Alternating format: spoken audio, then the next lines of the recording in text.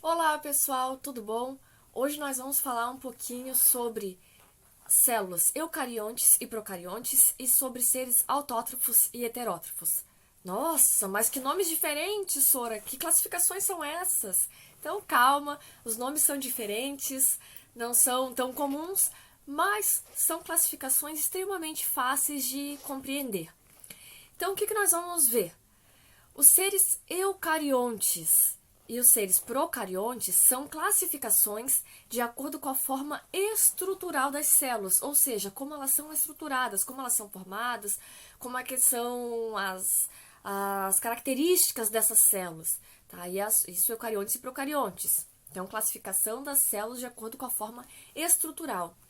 Já a categoria autótrofos e heterótrofos são categorias de acordo com a forma nutricional dos seres, ou seja, como esses seres mantêm a sua nutrição, qual é a forma nutricional desses seres, como eles buscam a sua nutrição. Então, essa classificação de acordo com a forma estrutural, voltando lá no início, então, de acordo com a forma estrutural, são classificados como eucariontes e procariontes, e de acordo com a forma nutricional, os seres são classificados como autótrofos e heterótrofos, tá? Então, é isso a base da nossa aula de hoje. Então, começando a entender um pouquinho os conceitos. Então, vamos começar pelas células eucariontes e procariontes. Mas, para entender melhor, vamos ver um pouquinho a origem das palavras. Então, procarionte e eucarionte. Observem na imagem que vai ficar mais tranquilo para vocês entenderem. Então, nesta imagem, nós temos ali ó, a palavra procariota, tá? Procariota, eucariota ou eucarionte, procarionte são denominações para a mesma classificação, tá? É a mesma denominação, só com terminação diferente. Isso não influencia na nossa atividade aqui. Mas o que significa então ali, ó? Pro significa antes, antes. Tá? E cário significa núcleo. Então, numa classificação, numa tradução mais literal, nós teríamos aqui que procarionte, seria antes do núcleo. Tá? E eucarionte tem ali, ó, eu significa verdadeiro, ecário, então, núcleo. Então, nós temos o que? Núcleo verdadeiro. O que quer dizer, então, essas denominações, essa terminação ali, esses radicais dessa palavra? O que isso simboliza pra gente? O que isso nos explica? O que isso nos diz? Então, presta atenção agora que vocês vão conseguir entender bem direitinho. Bom, então a estrutura destas palavras já nos dá muito a entender sobre uma e a outra. Por exemplo, procariontes, antes do núcleo, ou seja, são células que têm a sua existência anterior à existência do núcleo celular, ou seja, elas existiam antes das células que têm núcleo celular. São as células mais primitivas, então são as primeiras células encontradas. Tá? Então elas são extremamente simples, são células com uma atividade metabólica mais simples, mais devagar, é uma célula bem menos complexa do que as células da categoria de eucariontes. Então, antes do núcleo. Tá, mas e se ela não tem núcleo? Onde fica esse material genético dessas células? Elas não têm material genético? Então pode surgir essas dúvidas aí. Mas não. O que acontece? Se elas não possuem material? Possuem sim. Tá? Então elas vão possuir material genético, porém nos seres de células procariontes, tá? Nos seres de células procariontes, esse material genético ele fica disperso dentro do citoplasma, ele não fica preso dentro de um núcleo. Vamos relembrar lá as partes principais de uma célula. Tá? Então, nós temos membrana plasmática, a parte mais externa, o citoplasma, que é aquela espécie de líquido mais gelatinoso ali, de água, sais minerais, onde ficam as organelas, que é chamado de citoplasma, e alguns seres vão ter o núcleo celular, e nesses seres que têm núcleo celular, o material genético fica dentro do núcleo. Nos seres que não possuem núcleo celular, esse material genético ele fica solto então dentro do citoplasma. Então vamos ver exemplos de seres que são eucariontes, exemplos de seres que são procariontes. Vai ficar ainda cada vez mais fácil de entender. Então vamos para os seres procariontes, que é de quem nós estamos falando agora. Os procariontes temos como exemplo bactérias, por exemplo. Então, as bactérias, algas azuis, são seres que têm células mais simples, onde seu material genético não fica preso dentro de um núcleo. E Quanto às organelas celulares, eles vão possuir ribossomos. Então, das organelas celulares, nós temos diversas organelas na nossa célula, nós seres humanos. Porém, os seres que são procariontes, eles vão possuir ribossomos, que é uma organela responsável pela síntese de proteínas. Mas esse não é o foco exatamente da nossa aula, que fica falando sobre cada uma das organelas. Mas estão só falando de modo geral sobre as organelas que são em comum em seres procariontes e eucariontes. Nós temos então os ribossomos. Já nos seres eucariontes, agora falando um pouquinho melhor deles, os seres eucariontes são aqueles que têm células bem mais aprimoradas, células mais especializadas. Essas células, elas possuem núcleo celular, então tá aí a principal diferença entre procarionte e eucarionte, que nos procariontes não tem núcleo celular, e os eucariontes possuem sim núcleo celular. Então, os eucariontes têm núcleo celular, têm diversas organelas, como complexo de Golgi, mitocôndrias, que são chamadas de organelas membranosas, que não estão presentes lá nos procariontes, mas vão estar ali nos seres eucariontes, como, por exemplo, as mitocôndrias, que são extremamente importantes para realizar a respiração celular. Então, isso aí são estruturas que vão estar nas eucariontes, mas não nos procariontes. Outras características que nós temos ali dos eucariontes é que, normalmente, esses seres possuem um metabolismo, uma reprodução, na verdade, desculpe, não metabolismo, uma reprodução menos acelerada. Então, ela tem uma etapa maior na sua reprodução. Já os seres procariontes, como eu mostrei na imagem para vocês, como eles são seres muito menores, não sei se dava para perceber exatamente isso ali na imagem, né, porque estava num tamanho aumentado, mas na representação que tem aí na imagem, temos a representação de uma célula bacteriana, aquilo ali é a representação de uma bactéria. Então, essas células de seres procariontes, elas são extremamente pequenas. Elas são muito menores do que as das células eucariontes. Até porque são células mais simples, não precisa ter um tamanho extremamente grande para poucas funções, vamos dizer assim. Então, essas células, por elas serem menores, elas têm o seu processo de replicação muito mais acelerado do que células que são mais complexas, que são maiores. Observe então nessa próxima imagem, que agora eu vou mostrar para vocês comparações entre células procariontes e eucariontes, que vai ficar ainda mais tranquilo de entender esse assunto. Então, observe essa imagem. Aqui nós temos, então, comparações do que as células procariontes e eucariontes possuem em comum e o que elas possuem de diferença. Então, frisando melhor essa parte aqui. Então, vamos começar ali pela parte central, onde está escrito ambos, ou seja, o que as células têm em comum, o que ambas as células têm em comum. Então, todas têm DNA, ou seja, o material genético, ribossomos, que, como eu já falei para vocês, é aquela organela celular em comum entre as duas, que realiza a síntese de proteínas, por exemplo. Elas também têm em comum o citoplasma, que nas procariontes é onde fica o material genético dela. Tá? Já nas eucariontes vai ficar dentro do núcleo. E elas também possuem em comum a membrana plasmática. Agora vamos ver as diferenças. Nós temos ali, os procariontes são são células mais antigas. Então, lembrem lá, antes. Então, elas são as células mais primitivas. Então, antes da existência do núcleo, elas já existiam. As células eucariontes, elas evoluíram, observe ali, evoluíram das procariontes. Então, elas são uma evolução. E a partir dessa evolução, uma das modificações que surgiram foi a existência, então, do núcleo. Nas procariontes, nós temos ali que elas são pequenas e relativamente simples. Já nas eucariontes, está escrito ali que elas são maiores e mais complexas. Tudo conforme já foi falado. Então, nas procariontes, sem núcleo, eucariontes contém núcleo.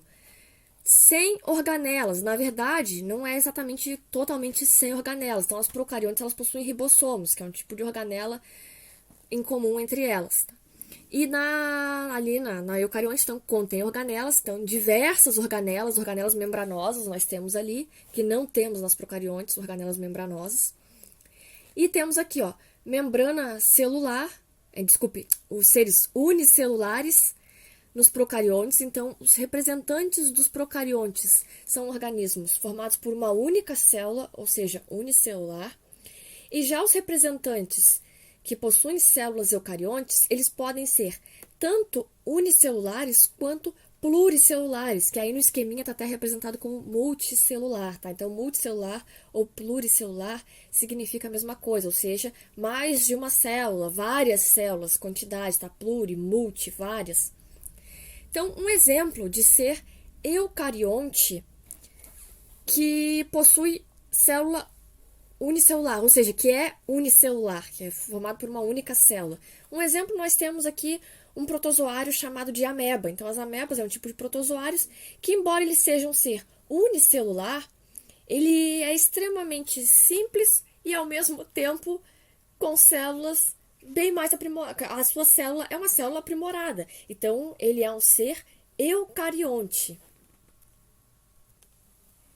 Embora ele seja formado por uma única célula.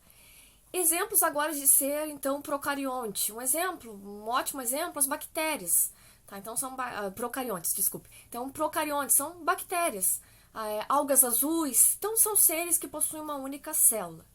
Agora, nós vamos passar para a classificação autótrofos e heterótrofos. Então, essa outra classificação agora não tem mais relação com a organização estrutural das células desses seres vivos, mas sim com a forma de nutrição, ou seja, como esses seres buscam a sua matéria orgânica, como eles produzem a sua matéria orgânica. Então, vamos lá. Os seres autótrofos são todos aqueles seres que produzem a sua própria nutrição, a sua própria matéria orgânica. Como é que é isso, Sora? Um exemplo são os seres que realizam fotossíntese.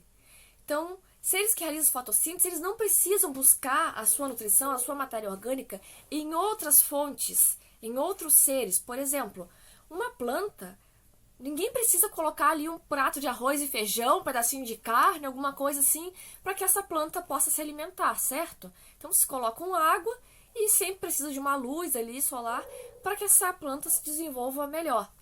Então, isso é um exemplo de ser que não precisa se alimentar de outro ser, de outra fonte de vitamina, para manter a sua nutrição, para produzir a sua matéria orgânica. Isso, então, é um exemplo de ser autótrofo. Auto significa por si só, seu, próprio. Então, ela autorrealiza a sua nutrição. Já os seres, como os seres humanos, por exemplo, são seres que não realizam sua própria nutrição. Como assim? A gente precisa se alimentar de outros seres. Nós precisamos buscar nossa matéria orgânica, nossa nutrição, em outras fontes de vitamina. Como, por exemplo, precisamos comer legumes, frutas, verduras, carne, enfim, precisamos buscar nossa fonte nutritiva, a nossa matéria orgânica, em outros nutrientes, em outros seres. Tá? Isso, então, é exemplo de ser heterótrofo, e não mais agora autótrofo. Então, autótrofo realiza sua própria nutrição, heterótrofo busca a sua nutrição em outras fontes de vitamina, em outras fontes, em outros materiais, tá? Em outros seres vivos. Agora, falando em plantas, voltando aqui um pouquinho nas plantas, quando eu falei delas se alimentarem, sempre eu sei que surge uma curiosidade quanto às plantas carnívoras. Muitas pessoas me perguntam, tá, mas e as plantas carnívoras? Elas realizam fotossíntese, mas elas também se alimentam de outros seres. Como é que funciona isso? Elas são o quê? Elas são autótrofas ou são heterótrofas? Então, qual é a categoria delas? Então, as plantas carnívoras, para a gente matar essa curiosidade, elas são consideradas seres autótrofos, porém, elas têm uma adaptação a realizar uma busca por outras fontes de energia, ou seja, uma adaptação que permite que elas tenham características heterotróficas, mas é só uma adaptação a se alimentar de outras fontes de vitamina. Algumas plantas carnívoras, dependendo do seu tamanho, conseguem até comer pequenos insetos, como pequenos roedores, pequenos insetos, a maioria, né? E algumas, dependendo do seu tamanho, até pequenos roedores. Então, elas são autótrofas, não esqueçam disso. Elas são autótrofas, mas com uma adaptação a também buscar fontes de energia, matéria orgânica em outros organismos, tá? Então, para não ficar essa dúvida aqui. Mas continuando um pouquinho nesse assunto, nós falamos em seres autótrofos que são fotossintetizantes, que são aqueles que se alimentam de luz, né, por exemplo. Como assim se alimentam de luz? Não é que se alimentam exatamente de luz, tá? Vamos relembrar aqui, assim, rapidamente sobre fotossíntese. Então, a fotossíntese é aquele processo onde os seres que realizam essa forma de nutrição, eles buscam o quê? Como as plantas, por exemplo. Elas precisam da energia da luz solar, então foto vem de luz, síntese, fotossíntese, uma síntese da luz.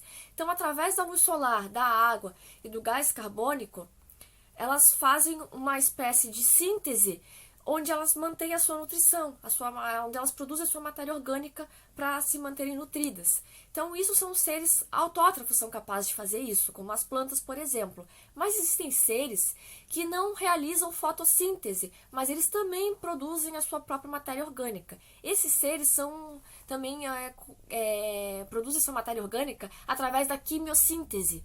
O que é a quimiossíntese? A quimiossíntese é um processo onde esses indivíduos vão oxidar matérias inorgânicas, substâncias inorgânicas, como, por exemplo, vão oxidar substâncias à base de enxofre, ferro, e vão, através dessa oxidação desse material inorgânico, dessa matéria inorgânica, eles vão produzir a sua matéria orgânica, a sua nutrição. Um exemplo disso nós temos bactérias também.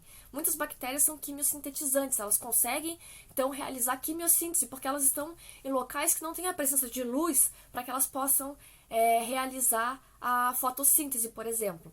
Então, lembrando, os seres humanos jamais conseguem realizar quimiossíntese ou fotossíntese. Nós não conseguimos simplesmente ali sentar um dia, numa tarde de sol, vou sentar aqui, me alimentar um pouquinho, tá? Infelizmente nós não conseguimos. Se conseguíssemos, eu ia viver no sol, porque eu não paro de comer, mas isso é um detalhe à parte. Então, não esqueça dessas classificações, então, que seres procariontes e eucariontes é de acordo com a forma estrutural da célula, então eles têm essa categoria, e de acordo com a forma nutricional, os seres são classificados como eucariontes e procariontes. Espero que vocês tenham entendido bem essas diferenças, essas comparações, e não tenha restado nenhuma dúvida. Caso tenha restado ainda alguma curiosidade ou alguma dúvida, entre em contato para a gente dar seguimento às nossas aulas. Então, por hoje era isso. Muito obrigado. Até a próxima.